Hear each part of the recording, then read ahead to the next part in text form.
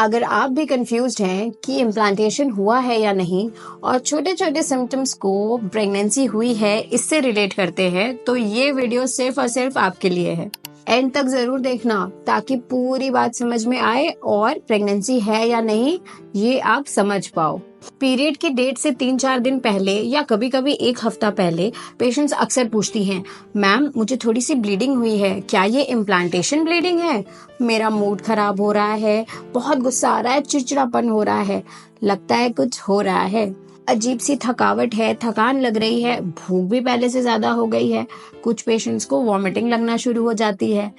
तो इन सभी चीजों को वो प्रेगनेंसी से रिलेट करती हैं और कंफ्यूज होकर के मुझसे पूछती हैं कि क्या ये प्रेगनेंसी है, कंफर्म कर दीजिए ma'am please. I can understand, जब आप बेबी प्लान कर रहे हो तो उस टाइम एक्साइटमेंट इतना रहता है ना कि हर छोटी चीज लगता है कि अरे जरूर प्रेगनेंसी है।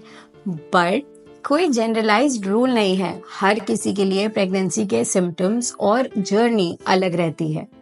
फर्स्ट स्टेप प्रेगनेंसी का है फर्टिलाइजेशन, यानी कि एग और स्पर्म का मिलना, और दूसरा स्टेप है इम्प्लांटेशन, यानी कि अगर आसान भाषा में समझाऊं तो जो एग और स्पर्म का फर्टिलाइज्ड एम्ब्रायो है वो आकर के यूट्रस के एंडोमेट्रियम में चिपक जाता है, यानी कि ऑफिशियली प्रेगनेंसी स्टार्ट हो जाती है। एक हार्मोन है बीटा HCG जो बढ़ने लगता है, और जब हम प्रेगनेंसी टेस्ट करते हैं तो इसी हार्मोन को डिटेक्ट करके 2 लाइन आती है और प्रेगनेंसी का फर्स्ट स्टेप कंफर्म हो जाता है। हर किसी में साइंस एंड सिम्टम्स अलग रहते हैं।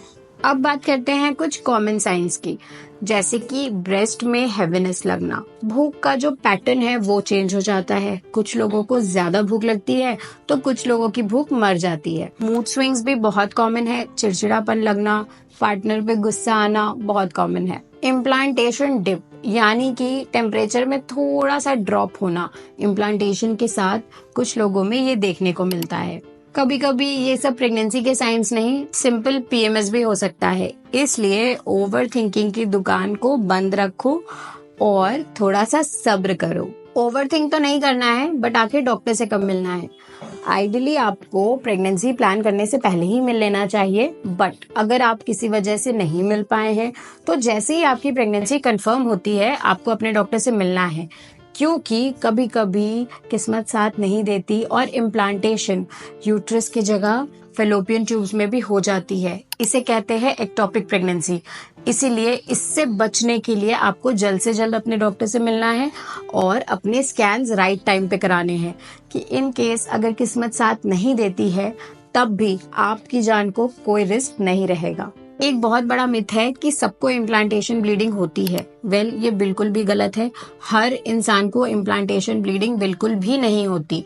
इसलिए अगर आपको किसी ने ये कह के डीमोटिवेट कर दिया है कि तुम्हें तो ब्लीडिंग नहीं हुई, लगता है बच्चा हेल्दी नहीं होगा, इन सब चीजों की टेंशन बिल्कुल मत लेना। अपने डॉक्टर की बात सुनो, अपने चेकअप्स कराओ एंड बी स्ट्रेस फ्री। ऐसे ही अगर pregnancy related issues, women health related issues के बारे में जानकारी चाहिए तो सब्सक्राइब कर लेना और नोटिफिकेशन जरूर ऑन कर लेना, वरना इम्पोर्टेंट जानकारी मिस हो जाएगी, नुकसान हो जाएगा तुम्हारा।